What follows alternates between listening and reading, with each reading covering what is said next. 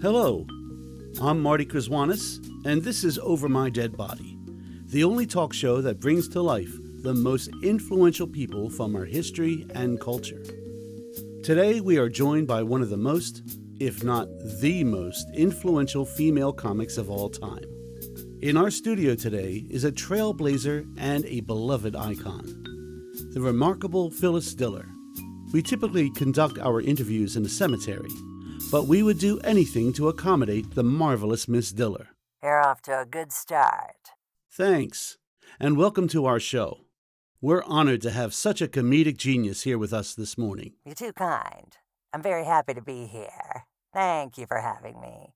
I apologize for the inconvenience. I would have liked to have been buried, but they told me I would have taken up the whole lot, plus most of the highway.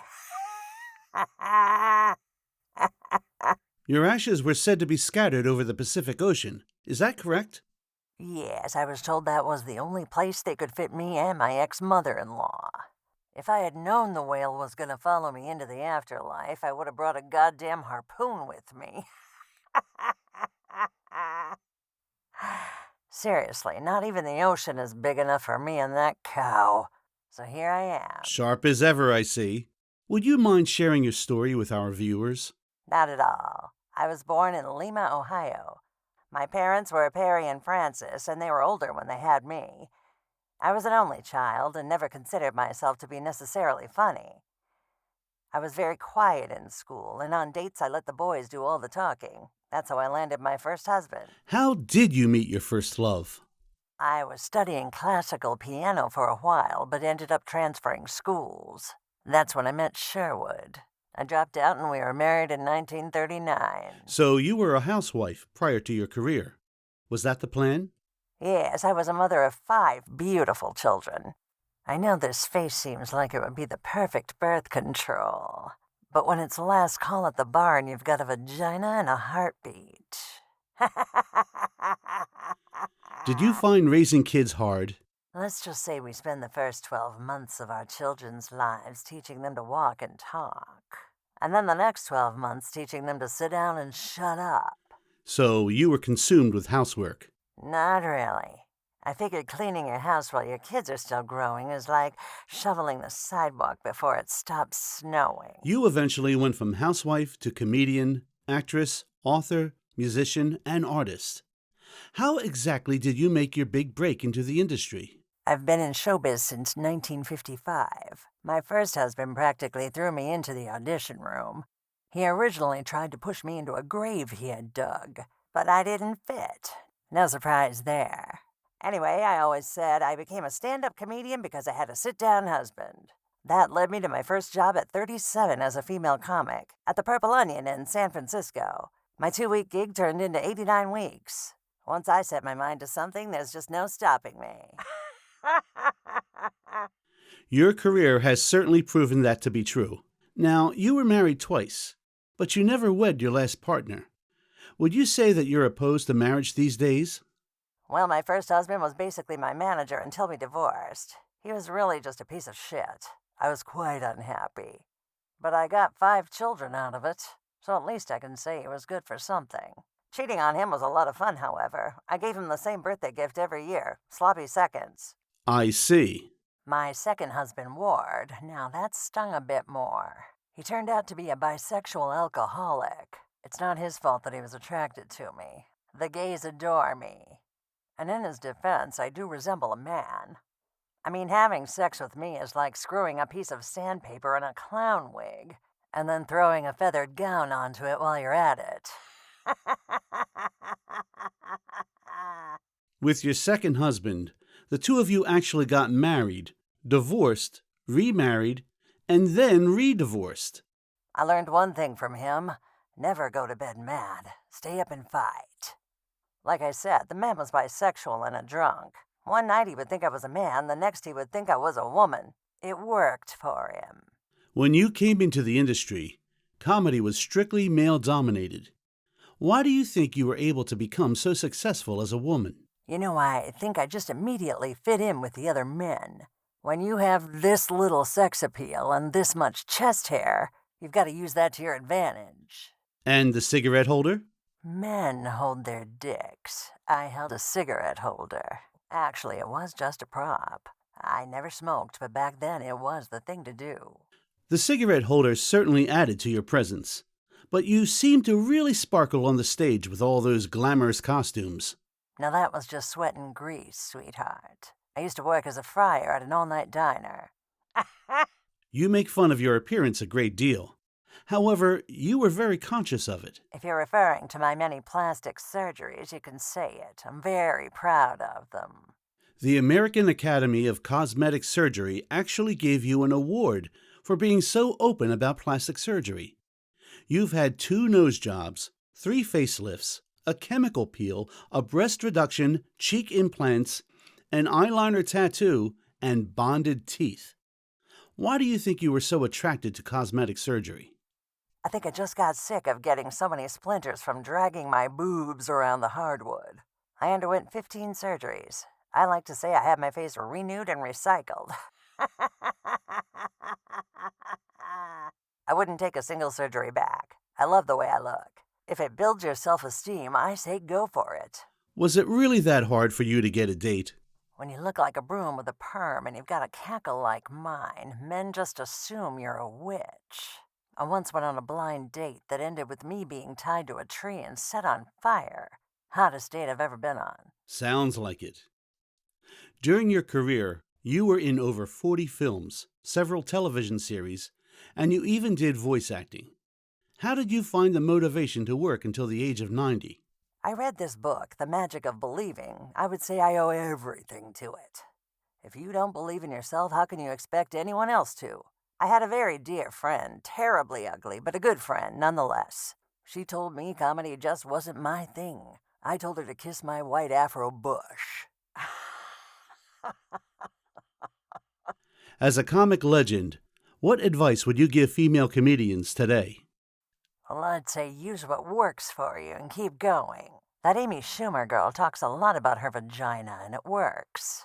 The only time anyone ever asked to see my vagina was at the gynecologist. Your entire career was a continuous climb to the top of the industry. Can you take us through those steps? Sure, I became a copywriter to keep the family afloat since my husband had fused his ass to our couch. And then I went into broadcasting. I had this local show, Phyllis Diller's The Homely Friend Maker, where I would give absolutely awful advice to homemakers. That I would have done for free. So you started to enjoy comedy from that point. I started to realize that I could make people genuinely laugh. After that was done with, I auditioned for The Purple Onion and everything just sort of took off. Once you find your calling, it all just comes naturally. It's evident that comedy came quite naturally to you. You're known for your wild hair, wooden cigarette prop, and embellished attire. I was wondering, is that all you, or is that just a part of the act? As I said, I never smoked a day in my life. I know hard to believe with my perfect Mediterranean olive skin. That was in fact just a prop. My hair was actually accidental. A home bleaching gone wrong. And the flashy oversized clothing? Well, between us, I actually have a pretty great rack. But if you want to play a man's game, you've got to look the part. The baggy clothing helped me fit in, made me look flat all around. So it was all just part of your act? Well, yes, the whole persona, as a matter of fact. In 1968, I read a cartoon in the local paper called The Lockhorns of Levittown. That was about a couple who constantly argue. The husband drinks too much, the wife shops too much, they make fun of their neighbors. Really the opposite of the perfect family you see portrayed on television. So that was your inspiration? Yes, I made up the character of my husband, called him Fang, and complained about him throughout my act. I also poked fun at my cooking, while in real life I'm a pretty good cook. People responded to it, and others like Roseanne Barr and Joan Rivers keep it going. But it all started with the Lockhorns comic strip. You were also known to be very close with Bob Hope. How did the two of you meet? I was performing on The Tonight Show with Jack Barr. I remember looking out into the crowd, and there he was, watching me, of all people. I couldn't believe it. There was the Bob Hope. I was absolutely obsessed with him and his work. He was my idol. So he just happened to be in the audience? Actually, he came to the show to see me specifically. That was one of the few times in my life someone came for me. And he loved your performance.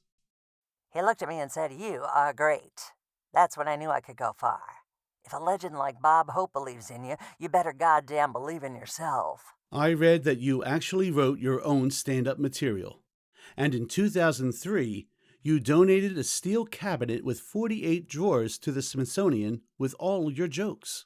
More than 50,000 of them, all on index cards. I had to write them myself. If anyone else could have done my sets, they'd already be doing it. When I came into this career, I didn't have the luxury of female role models, so I mimicked men. Sid Caesar, Milton Berle, Jonathan Winters. Those are some spectacular influences. You were famously known for your self-deprecating humor. Why do you think that came so naturally to you? Wow, hard to say, Marty. Maybe if you had a face like the end of a burnt cigarette, you'd understand.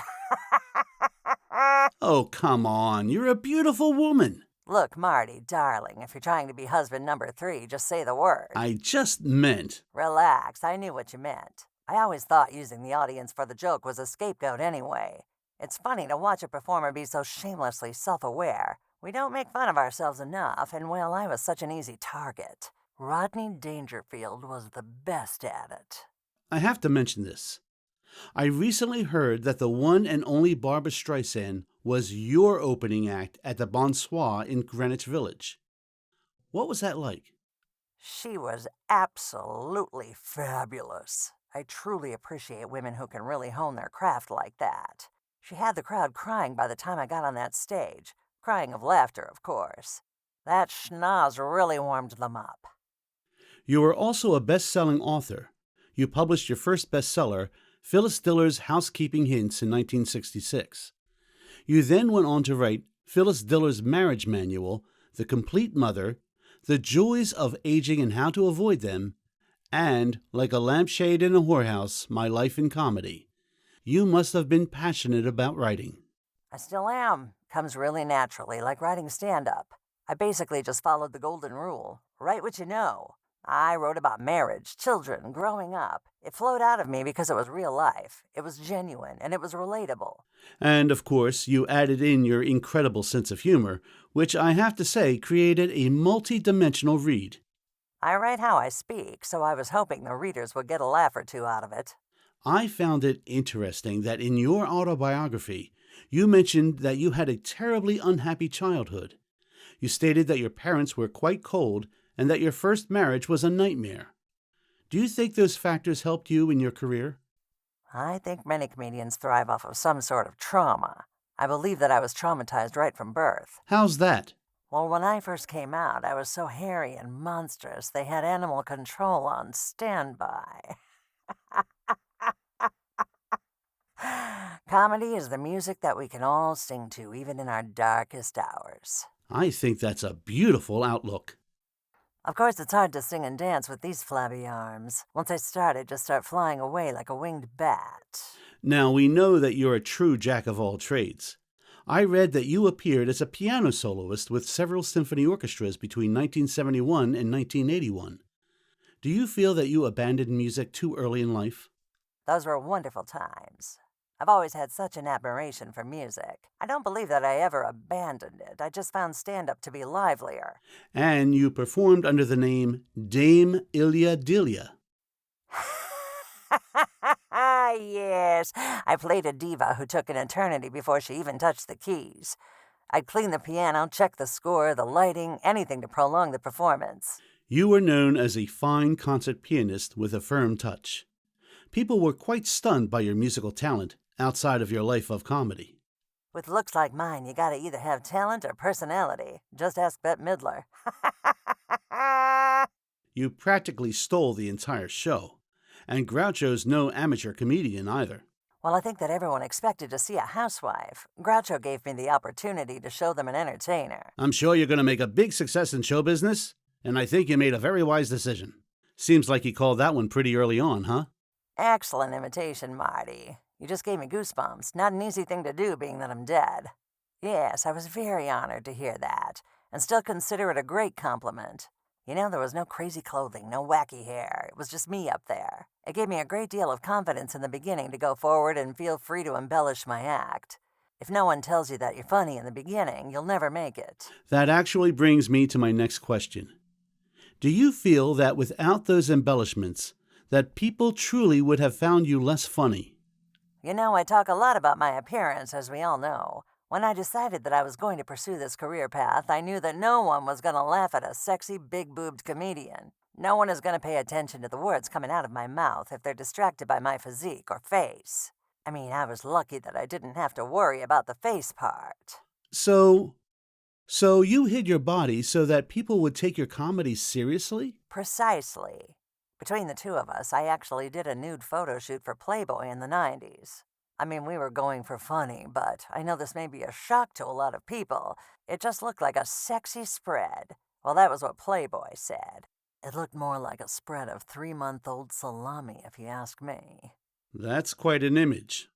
On top of all the creative side projects you've accomplished, many people may not know you're also a very talented self-taught artist. I always enjoyed creating, so that was kind of just thrown into the mix. I started painting around 1963. Watercolors, acrylics, oils, you name it. I did a lot of fun, wacky portraits and still lifes. Filling the house with artwork brought it to life, gave it character. I know that comedy is second nature to you. Were you the same way with your art? Art truly just came right out of my veins, just like my ex-husband's words would fly straight out of their asses. And at 86, you actually held parties where you sold your artwork, as well as your stage clothes and jewelry. I thought maybe there's another broad out there who wants a self-portrait of me to remind them they aren't so hideous. Things could be worse. Speaking of the arts, aside from the piano, you were a wonderful singer as well. Did you enjoy those performances? Very much. I remember I had such a wonderful time performing I Feel Pretty. I think that was 1966. I just feel that it all goes together. Music, art, performance, comedy. You even once said, if you can't dance to comedy, forget it. It's music. That's a great perspective. Well, it's true. Humor is the music of life. If we can't laugh at all the bullshit, then what? On the topic of music, in 2012, you recorded a version of Charlie Chaplin's Smile with Thomas Lauderdale for the Get Happy album. I have to ask, is there anything you can't do? I don't half-ass anything. If I was going to commit to the industry, I was going to stay devoted. I was constantly busy, traveling, making music, doing stand-up, interviews, painting. People take breaks from their careers these days. I don't know what that even means. You want a break? Go grab a cup of coffee. If you want success, you have to go out there and earn it yourself. I don't just get laughs. I work for them every single day. Of course, now I'm at the age where my back goes out more than I do. Understood. You were also known for voicing several animated characters throughout the years. You were in the Scooby-Doo films, Hey Arnold, the Powerpuff Girls, and Jimmy Neutron, to name a few. Another well-known character you played was Thelma, Peter Griffin's mother on Family Guy. The show is still airing new episodes to this day. I truly thought it was brilliant. That Seth MacFarlane is a genius. Okay, who is more likely to fit into their pants after Thanksgiving? Peter Griffin or Fang's mother? For those who may not know, Fang jokes were a major part of your act. Between drawing from the comic strip character and having two douchebags for a spouse, it made comedy a breeze. Anyway, the answer is Griffin. I should have guessed that. Would you mind taking some calls from our viewers? I'd love to. The only person who ever rang my phone was my plastic surgeon to tell me he was running a special. Caller 1, you're on. Miss Diller, this is Mr. Ellis from New York. Oh, Miss Diller, it's such an honor. I have to ask, is it true that after you and your first husband divorced, his mother and sister sued you for defamation of character for speaking so poorly about them in your act? Let me put it this way. I only referred to those two as Moby Dick and Captain Bligh. As far as I'm concerned, those were completely fictional characters that I was referring to. Let's just say it didn't take long for them to settle out of court. I was also wondering, Bob Hope once called you a Warhol mobile of spare parts picked up along a freeway. Do you take that as a compliment? Oh, absolutely. Never heard a more accurate description of myself in my life. Would you say that you owe any of your success to Bob? I don't believe you can truly owe your success to anyone aside from yourself. I mean, it takes talent, guts, perseverance, and of course, blowjobs. With that being said, Bob truly did give me a great deal of help to jumpstart my career. At 37 years old, I certainly benefited from that. He saw something in me that no one else did. What would you say you took away from your friendship with Mr. Hope? What didn't I take away? He was one of the finest people I'd ever known. The kindest, gentlest, purest soul. I would say he is certainly a large part as to why I have continued to stay so positive in my endeavors. Plus, we screwed each other's brains out for decades, with me usually on top. The last time I saw him, he said, "Thanks for the memories." In 2002, you decided to retire from stand-up. How did you come to that decision to finally throw in the towel?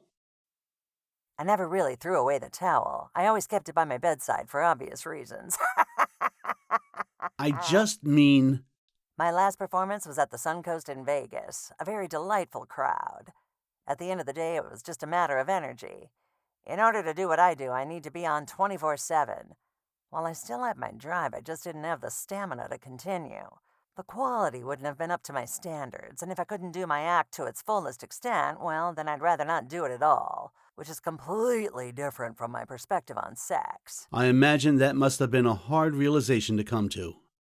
I had a fabulous, lengthy career, but I knew it was time to step down, and I was extremely content with my body of work. Being content with my physical body, on the other hand, that's another story. I have so many liver spots I ought to come with a side of onions. Would you care to take another call? A Mrs. Phillips from Tennessee. Sure, I've got some time, right? Hi, Miss Diller. My question to you is, well, we all have our favorite Phyllis Diller lines, but I was wondering, what are your favorites? Well, I wrote about 50,000 of them, but if you put a gun to my head and made me tell you my favorites, it'd go something like this. The reason women don't play football is because 11 of them would never wear the same outfit in public. I admit I have a tremendous sex drive. My boyfriend lives 40 miles away. I want my children to have all the things I couldn't afford. Then I want to move in with them. I once wore a peekaboo blouse. People would peek and then they'd boo. A bachelor is a guy who never made the same mistake once. What I don't like about office Christmas parties is looking for a job the next day. My cooking was so bad my kids thought Thanksgiving was to commemorate Pearl Harbor. I'm 18 years behind in my ironing. There's no use doing it now. It doesn't fit anybody I know. Nothing was happening in my marriage. I nicknamed our waterbed Lake Placid. The best contraceptive for old people is nudity. I've been asked to say a couple of words about my husband, Fang. How about short and cheap? His finest hour lasted a minute and a half. Tranquilizers work only if you follow the advice on the bottle. Keep away from children. Always be nice to your children because they are the ones who will choose your rest home. Those are fantastic. Does it feel rewarding to receive such praise from other comedy legends? Of course. You know, being a comedian is difficult. It takes a brave soul to stand up in front of an entire crowd and accept the kind of ridicule or judgment that inevitably comes with the territory. I have such respect for other comedians, no matter how acclaimed. That being said, when given compliments by tremendously talented comedians whose work I am so blown away by, it's quite surreal. On an unpleasant note, after your 80th birthday, you began to suffer from several illnesses. In 1999, your heart stopped, causing you to be fitted with a pacemaker. Shortly after, you suffered from a bad drug reaction that caused you to be paralyzed. After going through multiple traumas, how were you able to persevere? Being paralyzed did have one benefit. I could finally have anal sex. Phyllis, you're too much. You were eventually able to walk again, correct? If you thought I was going to let a drug reaction or anal sex slow me down, you're dead wrong. I did what the physical therapist told me to, and was back to being me in no time. Well said. Unfortunately, another mishap in 2007 forced you to cancel your appearance on The Tonight Show, where you were going to celebrate your 90th birthday. Right, I fractured my back at a group orgy. Hey, every situation comes with a risk. And your final interview was in 2012 in your hometown. Yes, I was accepting my Lifetime Achievement Award. I'm very proud of that one. You can go home again. You passed away at the age of 95 in your home in Brentwood. Do you wish you'd done anything differently? I probably could have fit another marriage in, another boob job, maybe one more facelift. Truly, I lived my life to the beat of my own drum. I accomplished everything I set out to do, even raised 5 kids. I wouldn't wish anything had gone differently. I died with a full and happy heart, and an empty bladder. I believe I pissed myself at the end, but my memory's a bit foggy. People were devastated by your passing. Comedian Joan Rivers paid tribute to your career by saying, "She was the first one who showed the anger that is in all of us. And that's what made it so funny, because she spoke for all these women who were sitting home with a bunch of children and a husband that didn't work." Ah, Joni, such a sweet thing, that one. We've always bonded over that topic. Well, that and safe sex. How's that? Joan Rivers and I agreed that the best way to have safe sex was to lock the car door. Anyway, the two of us combined are the reason why there are so many new wings in hospitals all over the world. Do you have time for one last caller, Miss Diller? Mr. Thompson from Boston. Well, I've got a meeting at 12, but I can push it back. Yeah, hi. We ever gonna see that Playboy shoot? I mean, it's bad enough you had such a nice rack and never showed it off. I definitely would have bought tickets for your show if I knew I was gonna see some nip. And I would have sex with you when I was alive if I thought I was going to feel some tip. But I can tell just by your voice that there wouldn't be much to feel. Touché. I should know better than to spar with you. Hey, Phyllis, I've read everywhere that you were the very first female stand-up comedian. I'm glad you can read. You even wrote that on the back of your autobiography. But I really think you're leaving out Loretta. Loretta who? Why, Loretta Mary Aiken from North Carolina. Name doesn't ring a bell. She went by the stage name of Moms Mabley. She started doing stand-up in 1919, when you were 2 years old. So your whole bullshit story about being the first female stand-up comic has been exposed. Can you feel the tip now? I apologize for that last caller. It's okay. I had it coming. I guess I took George Bernard Shaw's saying to heart. Life isn't about finding yourself. Life is about creating yourself. Moms Mabley was black, and back then, blacks weren't given credit for much, especially on television. People referred to me as the first female stand-up, and I didn't correct them. For the record, Moms Mabley was the very first female stand-up comedian, so please accept my apologies. So, what's next on the horizon? For the last few months, I've been writing a new set, about being dead and all. It's a topic I have yet to bring up. I didn't want to scare anyone, but I think it's time to show people that being dead isn't so bad. We can still love and laugh and even eat without caring about the pounds. Although people still try to send me to the pound. I bet it'll be fantastic. Do you think this interview has possibly helped push that agenda at all? All right, don't toot your own horn. I do think this interview has shown me that it's time to finally finish the set. Maybe they'll release it as one of those Netflix specials everyone and their mother seems to get. Actually, I'll try for Amazon. They seem to be popping off, as the kids would say.